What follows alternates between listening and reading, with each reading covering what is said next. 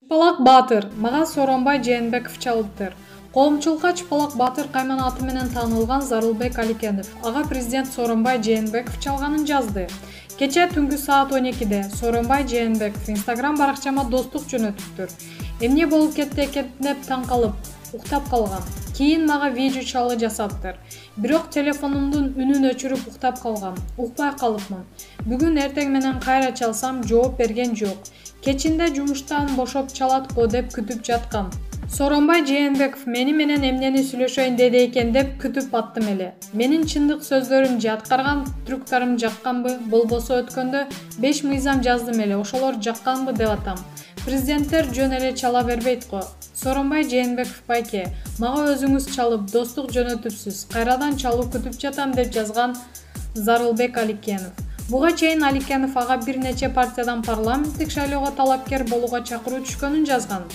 Жогорудагы билдирүүсүндө да анын бул пикирин сындаган адамдарга тууралуу оюн айтып, ага көрмандык кылгандарды аларга кошулбоого чакырган. Маалымат булагы репортер Чекит Кейджи.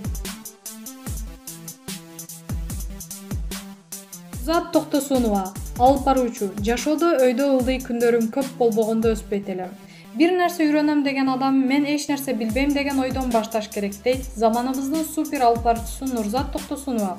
Бул аптанын карманы менен дүйнө элинин тынчын алган вирус, инсандык балуулуктар, тагдыр тууралуу кенен маек курдук. Саламатсызбы, Нурзат? Дүйнө эли пандемия коркунучунда оор күндөрдү баштан кечирип жаткан маалда эмне менен алексиз? Саламатсыздарбы? Азыр адам баласы эмес, жер тазаланып, эс алып жатат. Күнүмдүк турмуш менен алып урушуп жүрүп, жер жүзүндө тынчтык болбой калган экен. Жер, аба, суу тазаланып, адамдардын аң сезими эс алып жатат. Жаратканыбыз үй бүлөңөрдү карагылачы, отургулачы деп айткандай болду. Албетте экономикалык тарабы башка маселе деңизчи, бирок Кудайдан берилген бул күндөрдү пайдалуу колдонуп, жакшы сабак алууга аракеттенүү керек. Бош убактыңарда адам баласына көңүл буруп, бири-бириңерди сүйүүгө, жеке инсандык сапаттарыңарды өнүктүрүүгө жумшагыла дейт элем. Үйдө жасалбай жаткан иштердин баарын аткарып, окулбай жаткан китептерди колго ала турчу мезгил келди. Жасалбай келген иштер сизде да бар бекен. Аябай көп. Кече отуруп алып бүт формаларымды жөнгө салдым. Топчусун кадап, тикчүсүн тигип дегендей. Айылдан энем чалып, сайма сайып эле үйдөн чыкпай калдыңар дейт. Эне сиздин тилегиңиз орундалып, мына кыздарыңыз үйдө отуруп калды деп күлдүм. Энем дайыма менин кыздарым көчөнүн кыздары, үйдө отурушпайт дейт. Кыялына биз да өзүнө окшоп үйдө шырдак шырып отурганыбызды каалачу. Экономикалык жактан жеке сизге кандай таасири тийип жатат? Жакында эле жолук салындым. Жашоодогу бул бурулуштун алдында мен эми ичкилик болгон жерлерге жолобойм. Тойлордун көпчүлүгүндө ичкилик бар дейт. Кудайдан мындан ары азыгымды таап жей турган башка булак көрсөтчү деп сурагам. Чоң акча таап көнүп калгансың да. Бирок жолдошумдун тапканы, курстарым, онлайн окууларым менен ачыкка калбасымды түшүндүм. Азыркы абалда деле эч ичимде көрө жатарсыз деген ойдомун. Элдин башына түшкөндү бирге көрөбүз. Эгер чынында эле каатачылык кете турган болсо, сени жыйнап койгон 30 кап унуң куткарбайт. Баласы ачкадан ыйлап жаткан бирөө келип бир кабын тартып алат. Үйдө олтуруп калгандарга өзүңөрдү өнүктүргүлө деп жатасыз. Өзүн өнүктүр деген сиздин көз карашта эмне? Өзүн өнүктүрүү бул жашоону татыктуу алып кетүү. Сандаган негатив ойлордун арасына жүрө берип өмүрүнүн өтүп жатканын сезбегендер канча. Андан көрө жаман иштерден, ойлордон, адаттардан силкинип, өз жашооңду бактылуу кылып, жаныңдагы адамдарга бакыт тартуула. Эски ой, эски жашоо менен калбашыбыз керек. Ар бир адам күн сайын өзүн курчутуп турушу зарыл. Ал үчүн сырттагы эмес, иштеги күчтөр менен күрөш керек. Дайыма өзүңдү бир нерселерге мажбурлап туруш керек. Мисалы, бүгүн мен йогага арам турдум. Жалкоолонуп жата бергим келет. Бирок мен йога менен машыксам, астрохондроз болборумду билем да. Ошол себептен өзүмдү мажбурладым. Инсандык өнүгүү, башкача айтканда аракет кылып, жамбашты жумшак дивандан көтөрүп, айтор бир нерседен баштоо. Бирок бир ишти баштоо ойго келгени менен ага чыгууну кыйын. Мисалы, спорт менен машыгууну, китеп окууну баштоо. Сен ачка болсоң туруп барып тамак жейсиң да. Анын сыңары азыркы жашоодо өзгөрткүң келип жатса, ордуңдан туруп биринчи кадамды жасашың керек. Ал эми китеп жаатында жапондорго 1 мүнөт деген жакшы нерсе бар. Китеп окууну адат кылгың келсе, күнүгө белгилүү 1 саатта 1 мүнөт китеп окуйсуң. 21 күндөн кийин карасаң, бул нерсеге өзүң тартылып каласың. Мына азыр үйдө эмне кыларды билбей отурабыз деп жатабыз. Болгону системалуу түрдө план түзүп алуу керек. Саат 7-де спорт менен машыгам, 9-да китеп окуйм, 11-де үй жыйнайм деген сыяктуу. Адамдарды өнүктүрөм, билим берем деп жан үрөп келесиз. Андан сиз эмне табасыз? Менин жаным кейеген нерсе ошол эле социалдык тармактагы баракчалар аркылуу негативдин көптүгү. Сенин ар бир сүрөттөңдөн, жазган кебиңден, деги эле сенин бар экениңден кыйкым таап турушат. Көптөгөн адамдардын негативи ашып ташып, интернет аркылуу сага жетип жаткан болсо, демек бизде бактысыздар көп. Ал адам бактылуу болгондо мени сындап, жамандап бара тартмак эмес да. Кайсы бир учурда мен да бактысыз элем да. Ал кезде менден маселеси көп адам жоктой сезилчү.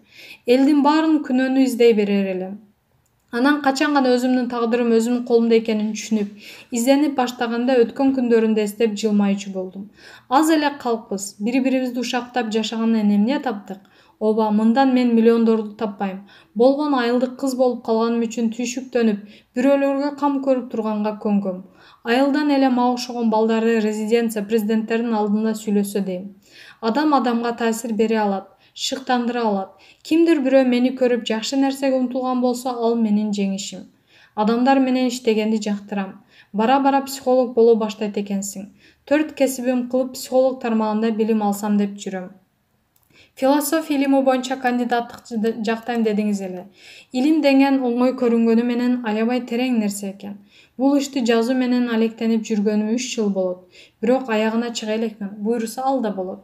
Жашоодо кыйынчылыктарды кантип жеңесиз?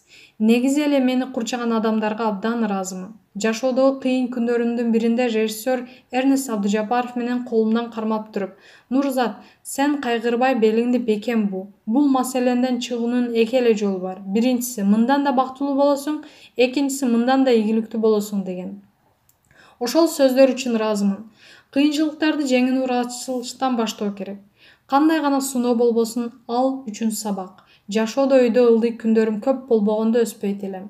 Болот кантип курчуйт деп бекер айтпайт экен да. Болгону жашоо сени курчутуп жатканда сынып калбашың керек. Сенин кыйындыгың 7 жолу жыгыласың. 8-синде да туруп кетүү. Жашоодо өзүмдү таштап коюудан куткарган досторум бар. Себеби алардын сага болгон ишеними актабай коюуга жол бербейсиң. Урулуп согулуп жатып курчудум деп жатпайсызбы? Көпчүлүк зор кыйынчылыктар менен жеткен нерсеге оңой эле ээ болгон айымдар да бар эмеспи? Деги эле аялдык тагдыр эмнеден көз каранды деп ойлойсуз? Менимче тарбиясынан. Кээ бир бала түйшүккө малынып чоңойсо, кээ бир маселеси жок, бейкапар чоңоет. Психологияда деле кичинеңден ата-эненин, бир туугандардын, мугалимдин жасаган мамилесинен баланын кийинки турмушу көз каранды делет. Бул жакта сиз кандай турмуш күттүңүз? Кичине кезимде эстесем, 90-жылдардагы жокчулукту чоңойдум. Өзүмдү деле көп ойлочу эмесмин. Энеме бир нерселерди алып берсем экен деп намыстанып, ийгиликке жеткенге туура келиптир. Анан да жайлоого кете албаган, баса албаган чабыр козуларды кайтарчумун. Курбум Жазгүл Жамангулова, сен азыр да ошол чабыр козулар менен алексиң. Ошолорду коомго кошууну көздөп, дайыма эле бирөөлөргө жардам берем деп жүрөсүң, дейт ал. Жашоодо арманыңыз барбы? Жашоодо арманым жок. Жашоодогу ар бир адамга ыраазымын. Ошол окуя ошол учурда болмок. Болгон үчүн азыр ушул жерде отурам.